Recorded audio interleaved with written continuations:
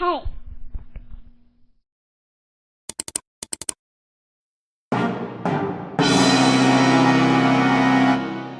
Hi students, வணக்கம். இது படிடா zone channel. நான் உங்கள் தமிழம்மா. இன்றைய பதிவில் நம்ம பார்க்க இருக்கிறது என்னென்னா 11ஆம் வகுப்பு தமிழ் இயல் 2 விரிவானம் பகுதி யானை டாக்டர் என்ற சிறுகதை பற்றி தான் பார்க்க போகிறோம். இதை எழுதிய ஆசிரியர் ஜெயமோகன். பாடத்துக்குள்ள நுழையிறதுக்கு முன்னாடி நூல்வெளி பகுதியை பார்த்துட்டு வரலாம்.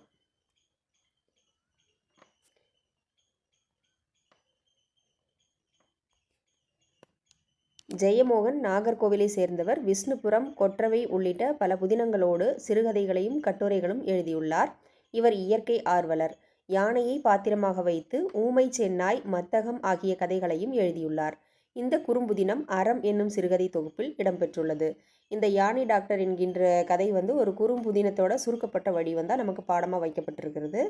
ஸோ பாடத்துக்குள்ளே போகலாம். பாடத்துக்குள்ளே போகிறதுக்கு முன்னாடி என்னோடய சேனலை சப்ஸ்கிரைப் பண்ணிக்கோங்க, லைக் பண்ணுங்கள், ஷேர் பண்ணுங்கள்.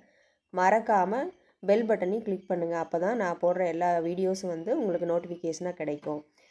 சரி, நிகண்டுகளில் யானை குறிக்கக்கூடிய வேறு பெயர்கள் என்னென்ன, வேறு சொற்கள் என்னென்ன அப்படின்னு பார்க்கலாம். ஃபஸ்ட்டு கயம், வேழம், களிறு, பிளிறு, களபம், மாதங்கம், கைமா, வாரணம், அஞ்சனாவதி, அத்தி, அத்தினி, அரசுவா, அல்லியன், அனுபமை, ஆணை, இபம், ரதி, குஞ்சரம், வல்விலங்கு, கரி, அஞ்சனம். இதெல்லாம் யானையை குறிக்கக்கூடிய சொற்கள். சரி, நுழையும் முன்பகுதியை பார்க்கலாம். காட்டின் வளத்திற்கு அடிப்படையாக விளங்கும் யானைகளை காட்டின் மூலவர் என்பர். மனிதர்கள் அல்லாத உயிரினங்களில் தன்னை பற்றியும் தன்னை அறியும் ஆற்றலை பெற்றதும் மனிதர்களின் குணங்களில் பலவற்றை கொண்டதுமான யானைகள் நமது பண்பாடு கலைகளின் பிரிக்க முடியாத கூறாக விளங்குகின்றன. அவற்றுக்கு தெரிந்தோ தெரியாமலோ நாம் பல்வேறு துன்பங்களை செய்கிறோம். வானத்து நிலவும் மண்ணுலகத்து கடலும் போல் என்றும் அழுக்காத யானைகளின் பேருரு காட்சியை காண அவற்றின் தடத்தை பின்தொடர்வோம். Doctor V. கிருஷ்ணமூர்த்தி வனத்துறையின் மிருக டாக்டராக 30 ஆண்டுகளுக்கு முன்னால் டாப் ஸ்லிப்புக்கு வந்தவர்.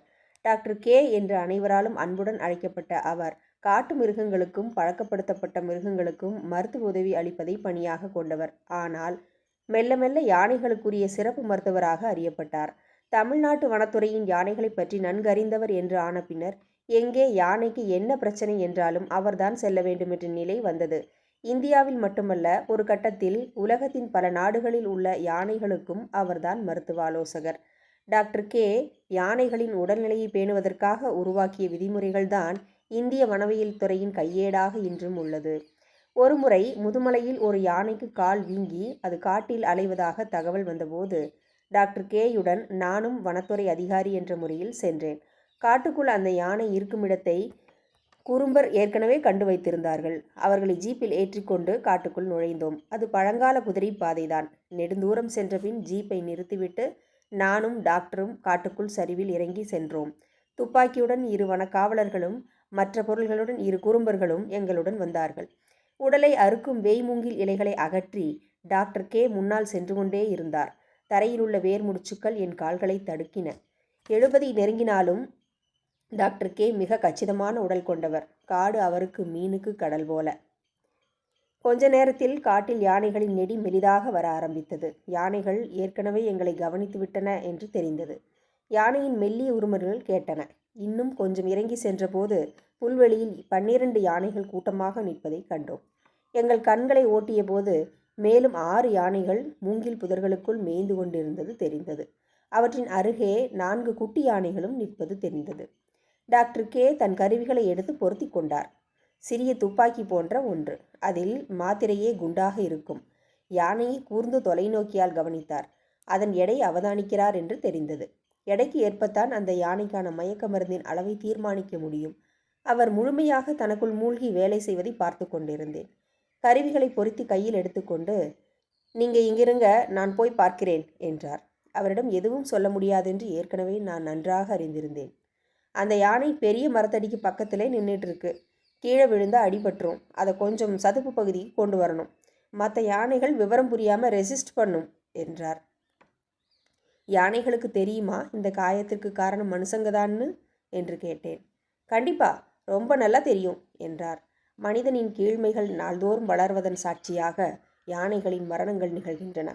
சுற்றுப்பயணம் என்ற பெயரில் காட்டுக்கு வரும் வசதியானவர்களும் படித்தவர்களும் குடித்துவிட்டு வெறியுடன் காட்டு மரத்தின் மீது வீசி எறியும் மதுக்குப்பிகள் மிகவும் ஆபத்தானவை.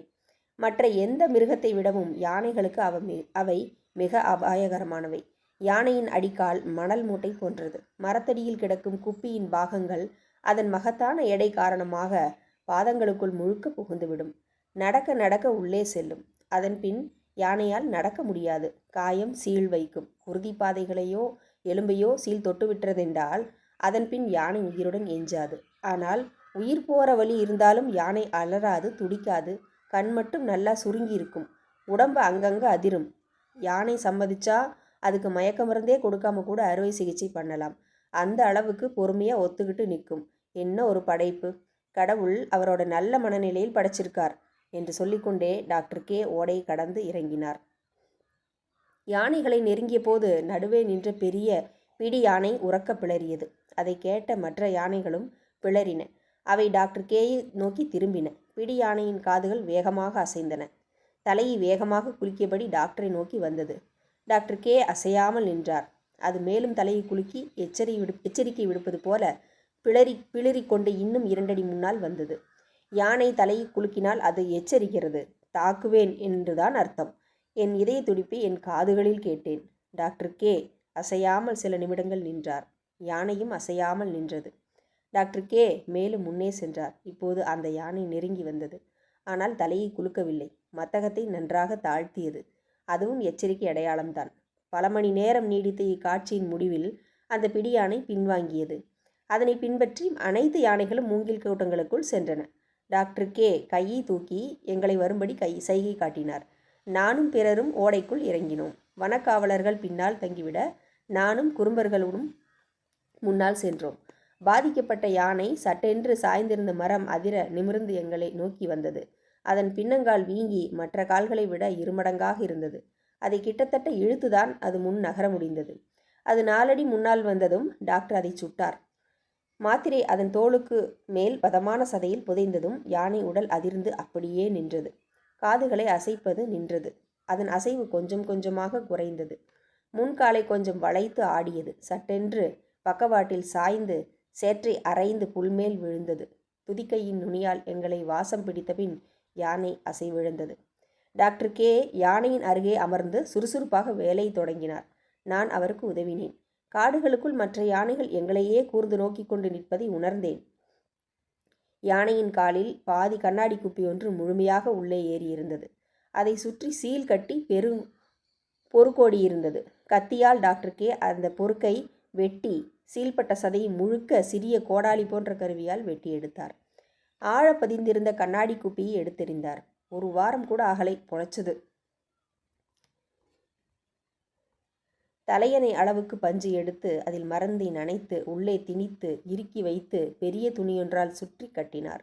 அதன் பசை இறுக்கமாக ஒட்டிக்கொண்டது. அதன் காலில் கூடார துணி போன்ற தோலின் மீது சிறிய எவர் சில்வர் கிளிப்புகளை குத்தி இறுக்கி அதனுடன் துணியை சேர்த்து ஒட்டி கட்டி இறுக்கி முடிந்தார். அதன் மேல் கீழே கிடந்த கரிய சேற்றை அள்ளி நன்றாக பூசி மூடினார். யானையின் காதில் அதை திரும்பவும் கண்டுபிடிப்பதற்கான சிக்னலர் கம்மலை குத்தி அணிவித்துவிட்டு எழுந்தோம். மறைந்திருந்த யானைகள் ஒவ்வொன்றாக தரையில் கிடந்த யானையை சூழ்ந்து கொண்டன. துணியை துதிக்கையால் தடவி பரிசோதனை செய்து பெரிய யானை மெல்ல பிளிர மற்ற யானைகளும் அதனை தொடர்ந்து பிளிரின. ஒரு குட்டி யானை மட்டும் மஞ்சனத்தி மரத்தடியில் நின்று காதுகளை முன்னால் தள்ளி எங்களையே பார்த்தது. துணிக்கட்டை அவுத்துறாதில்ல என்றேன். அதுக்கு தெரியும். ஆனால் யானைக்கு பொதுவாக வெள்ளை நிறம் பிடிக்காது. சேறு பூசலைன்னா நிம்மதி இல்லாமல் காலை நோண்டிக்கிட்டே இருக்கும் என்றார். குணமாயிடுமா என்றேன். அநேகமாக 15 நாள்லே பழையபடி ஆயிரும். யானையோட ரெசிஸ்டன்ஸ் பயங்கரம். சாதாரண ஆன்டிபயாட்டிக் கூட அபாரமாக வேலை செய்யும் என்றார். மீண்டும் டாப் ஸ்லிப்புக்கு காரில் திரும்பும்போது டாக்டர் கே, என்ன ஒரு அற்புதமான படைப்பு. என்னைக்காவது தமிழ்நாட்டில் யானை இல்லாமல் போனால் அப்புறம் நம்ம பண்பாட்டுக்கு என்ன அர்த்தம் என்றார். அடுத்த முறை அவரை யானை முகாமில் சந்தித்தேன். அவர் வந்ததும் 48 துதிக்கைகள் தலைக்கு மேல் எழுந்து அவரை வரவேற்றன. அவர் அவற்றுடன் கொஞ்சியபடி குலவியபடி வேலைகளில் மூழ்கினார். ஒவ்வொரு யானையாக பார்த்து பரிசோதனை செய்து அறிக்கைகளை தயாரித்து கொண்டிருந்தார். அவர் சொல்ல சொல்ல நான் எழுதினேன். நடுவே ஷெல்லி, கொஞ்சம் கம்பன், கொஞ்சம் பர்னர் பற்றி பேசினார். வனத்துறை அதிகாரி என்பதை மறந்த நான் மெல்ல மெல்ல அவரின் உதவியாளராகவும் ரசிகராகவும் மாணவராகவும் மாறிக்கொண்டிருந்தேன். ஒரு நாள் அவர் வீட்டுக்கு சென்றதுமே அவர் எழுதி வைத்திருந்த பெரிய ஆய்வேட்டை எடுத்து நீட்டினார். படிச்சு பாரு என்றார். அவருடன் பேசிக்கொண்டே இருந்ததில் இருட்டி விட்டது. கிளம்புறியா? வேணுமானா இங்கே தங்கிக்கோ என்றார். அசதியாக இருந்ததால் நான் படுத்துக்கொண்டே படித்தேன். டாக்டர் இரவு உணவை அரை மணி நேரத்தில் சமைத்தார். இருவரும் அமைதியாக சாப்பிட்டோம். கோவில் யானைகளை காட்டுக்குள் கொண்டு வந்து பராமரித்து திருப்பி அனுப்புவதற்குண்டான செயல் திட்டத்தை பற்றி விளக்கி கொண்டிருந்தார். இரவு 10 மணிக்கு களைப்பு காரணமாக நான் படுத்து தூங்கிவிட்டேன். மீண்டும் விழித்தபோது அறையில் வெளிச்சம் இருந்தது. டாக்டர் கம்பளி சட்டையை போட்டு கொண்டிருந்தார். வெளியே ஏதோ சத்தம் கேட்குது, யானை வாசமும் அடிக்குது என்றார். யானை கூட்டம் வந்திருக்குமோ என்றேன். வழக்கமாக இந்த பக்கம் வராது, ஏதோ காரணம் இருக்கணும் என்று டார்ச் எடுத்துக்கொண்டார். நானும் கிளம்பினேன். ஆனால் அதற்குள்ளாகவே டாக்டர் கே யானை பார்த்து விட்டிருந்தார். குட்டி 2 வயசுக்குள்ளே இருக்கும் என்று அவர் சுட்டிக்காட்டிய இடத்தில் சில கணங்களுக்கு பின் நானும் அந்த யானை குட்டியை கண்டேன்.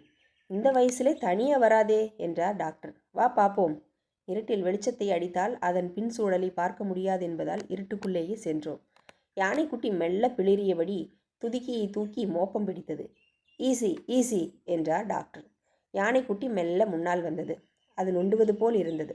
காயம் பட்டிருக்கு என்றேன். யானைக்குட்டி மீண்டும் நின்று ஜெர்சி பசு கத்தும் ஒலியில்